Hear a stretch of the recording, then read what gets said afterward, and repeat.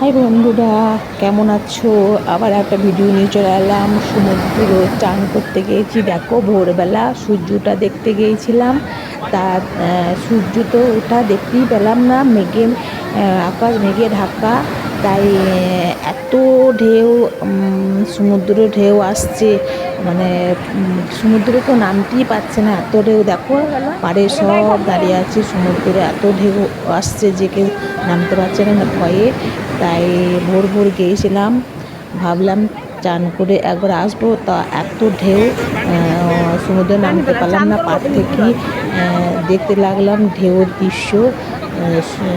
সমুদ্র সৈকতে প্রচুর লোক, এবার প্রচুর ভিড় হয়েছে।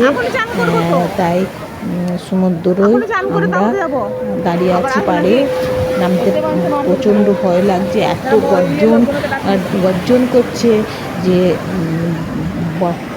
সমুদ্রই হয়তো বারণ করছে যে আসি না। তাই সকালে চান করতে পাইনি। ওই একবার জলে নেমে বাবা সমুদ্রকে প্রণাম করে চলে এলাম, সূর্যদেবকে প্রণাম করে চলে এলাম। পরে আবার গিয়ে চান করেছি। তখনও ঢেউ ছিল, তবু একটু বেলাতে একটু কম ঢেউ ছিল। তাই এখন আমি একটু সমুদ্র জলে একটু পাটা ভিজিয়ে নেব, দিয়ে পরে আসবো।